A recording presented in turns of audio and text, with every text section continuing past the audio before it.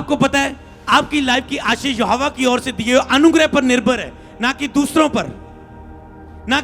पर निर्भर है। आपकी आशीष यहोवा के ऊपर निर्भर करती है। अगर उसने ठान लिया आपको देना, कोई मायने नहीं करता वो कैसे करेगा, वो ऐसी जुक्ति बनाएगा, लेकिन वो अपनी जुक्ति को पूरा करता है, वो अपनी जुक्ति में स्थिर रहता है। वो ऐसी प्लानिंग जुक्ति बनाएगा जो आपकी समझ में बिल्कुल ना होगी। जो बातें आपने आंखों ने नहीं देखी, कानों ने नहीं सुनी, आपके चित्त में नहीं होगी, इस प्लानिंग से प्रभु आपकी लाइफ में कार्य करेगा।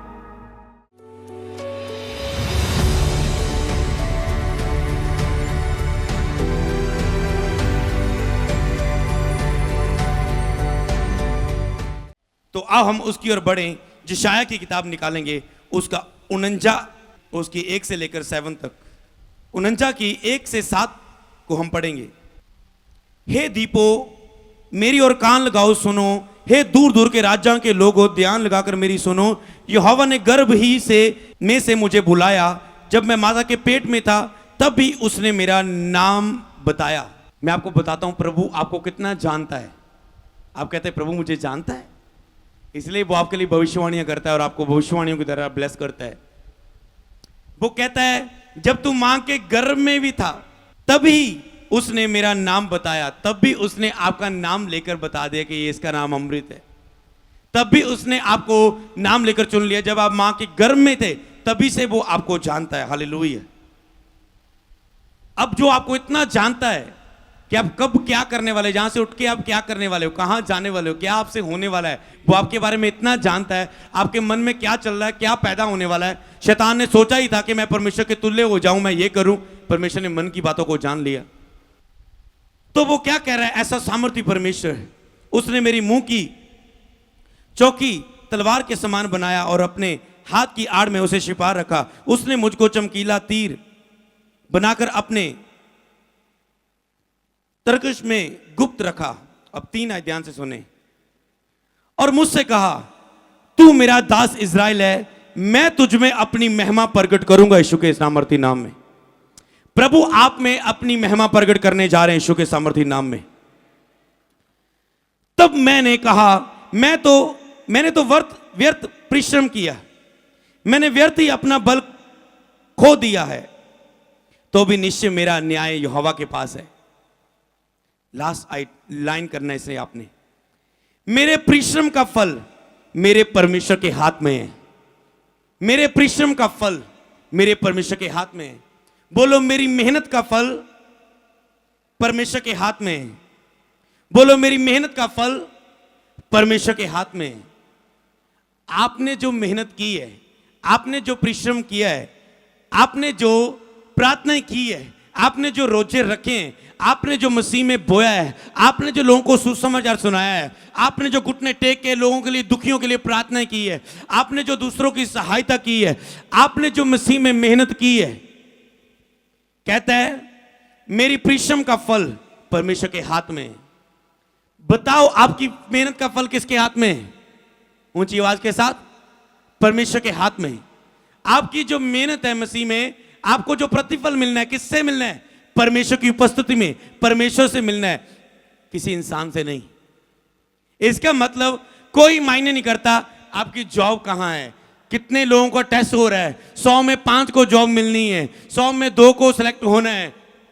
कोई मायने नहीं करता आप किस हालात में, किस परिस्थिति में आपका घराना मसीह में है या नहीं है, आपकी उम्र कितनी हो चुकी है, आपकी मैरिज नहीं हुई, आपकी बेबी नहीं हुआ, कितने साल हो चुके।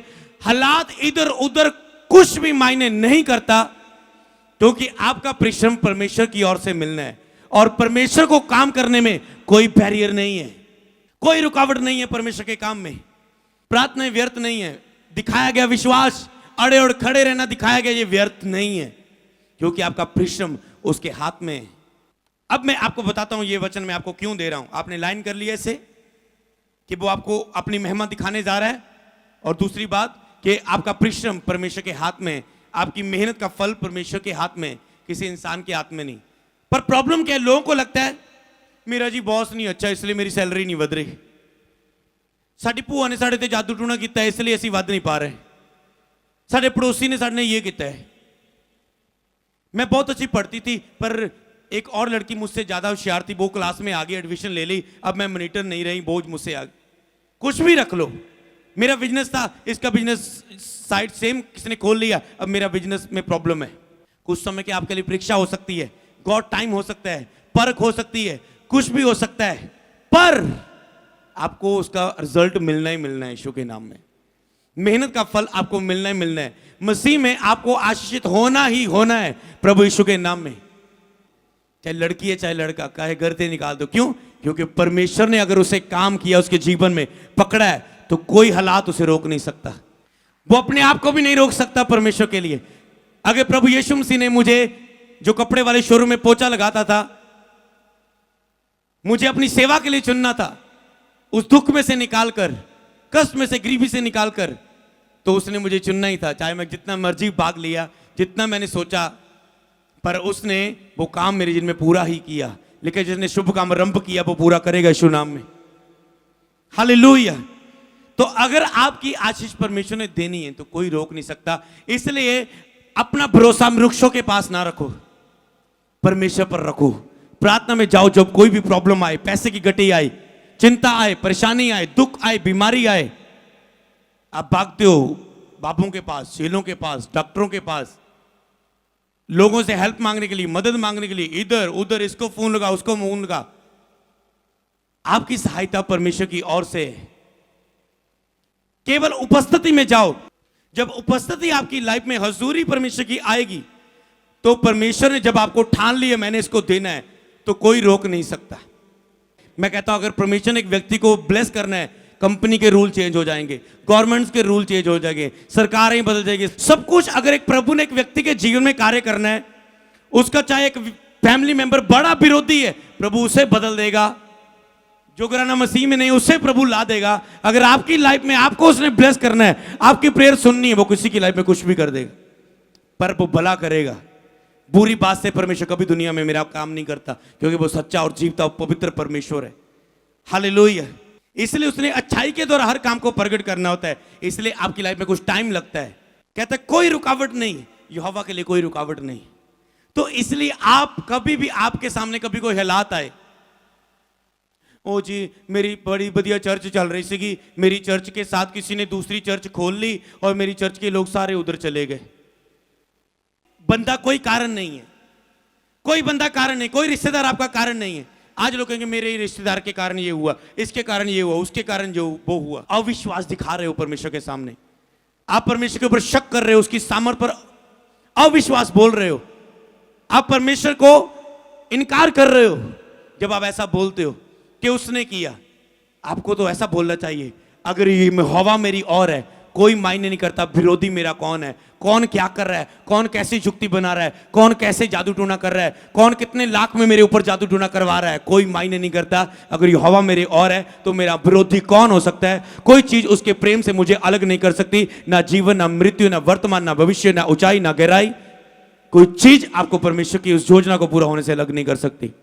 कोई समझ रहे हैं आप, आपके सामने ऐसे हालात होंगे, मुझे पता नहीं वो कैसे हालात होंगे, मैंने आपको समझाने की पूरी कोशिश कर रहा हूं। मतलब कुछ भी हालात हो, कभी भी ये नहीं बोलना इसके कारण, उसके कारण, ये होने के कारण, वो होने के कारण मेरा ये काम नहीं हो रहा है, मेरा जी हो नहीं रहा, जी चल नहीं रहा, जी बढ़ नहीं रहा, जी ब्लेस नहीं हो रहा है। जी सबसे बड़ी प्रॉब्लम शैतान के कारण। जब आपने बोल दिया ना शैतान के कारण मेरा काम रुका है, चाहे शैतान के कारण ना भी रुका होगा, आपके बोलने के कारण आपने बंधन ले लिया है अपने ऊपर, अब शैतान आ जाएगा। एक दुष्ट आत्मा समझ लो फ्री बैठी थी, कोई काम नहीं मुझे मिल रहा है, शैतान राजा, शैतान बापू जी, डैडी जी, कोई काम नहीं मिल रहा है, मैं बेल नहीं है। और ये इधर एक विश्वासी बोल रहा है, मेरे ना शैतान ने मिसकैरेज करवाता, मेरा ना शैतान ने सारा बिजनेस, शैतान ने मेरी जॉब छीन ली, शैतान ने आज मेरे हस्बैंड में ना लड़ावाता। मतलब गुस्सा आपका, कमी आपकी नहीं जा रही, गुस्से के कारण हो रहा है और आप शैतान ने कर दी। शैतान आज मेरे बच्चे च आ गया, मैंने प्रेयर नहीं करने देती सारा दिन। शैतान कह रहा है, अरे आ गया तेन ऑफर आ गया, वो तुझे पुकार रहा है एक व्यक्ति, तेरा झूठा इल्जाम लगा रहा है, जा उत्थे बह जा जाके, वो तेरा नाम लिया है ना, शैतान का नाम लिया, शैतान हाजिर। तो इसीलिए आपने उसे याद करते हो, शैतान शैतान करते रहोगे, आप उसे इनवाइट कर रहे हो। वो आपकी लाइफ में कुछ कर नहीं सकता, वो केवल डरा सकता है, कुत्ते की तरह डर डर भाऊ भाऊ भाऊ करके आपको डरा सकता है, पर आपने छड़ी उठा ली, वो चौं चौं चौं करता भाग जाएगा। हालेलुया। समझ रहे ना? वो केवल आपको डराना आता है, वो डराता है। असल में डरा वो खुद हुआ है। जब कुत्ता भौंकता है वो डर के भौंकता है, आपको पता है, आपको डराने के लिए नहीं। आपके घर में जब कुछ पिंड में आ जाते कुछ सामान बेचने वाले, वो उनको डराते थोड़ा ना, वो सोचते इतना बड़ा झोला लेके आए, पता नहीं इसमें डाल के हमें ले जाएंगे। वो डर के भौंक रहे हैं। हालेलुया, कि ये हमें मारे ना, कुछ है इनके पास बहुत कुछ मारने के लिए। हालेलुया। तो इसीलिए आप कभी भी अनजान मत रहो। तो आपको समझना है, शैतान मेरी आशीष नहीं रोक सकता, कोई व्यक्ति मेरी आशीष नहीं रोक सकता, कोई रूल और सिस्टम मुझे ब्लेस होने से रोक नहीं सकता। अगर मैं उसकी हजूरी में हूं, उसकी उपस्थिति में हूं, तो कोई मुझे आशीष होने से रोक नहीं सकता। ये 7 मीटिंग्स में यही मैं आपको बताने वाला हूं, और ये काम आपकी लाइफ में होएंगे।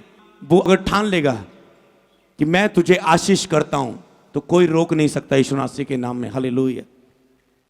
केवल और केवल आपके अलावा और से कोई नहीं रोक सकता प्रभु के काम को होने में। रुकावट आप है। बीते दिनों में एक मीटिंग हुई और उसमें लोगों के कुछ प्रश्न थे, मेरी जी प्रेयर में रुकावटें आ रही है, प्रार्थना करने में मेरी रुकावटें आ रही। मैंने कहा रुकावटें नहीं आ रही, आप खुद रुकावट हो। रुकावटें नहीं आ रही शैतान के द्वारा, लोगों के द्वारा, प्रेयर रूम, कुछ भी कारण, आप खुद रुकावट हो। हालेलुया। अपने आप को, अपने शरीर को हुक्म देना होता है। हालेलुया। कई बार आप शैतान को डांटते रहते, शैतान जा, शैतान जा। आपको शरीर को भी हुक्म देना है, ए शरीर चल प्रार्थना में बैठ यीशु के नाम में।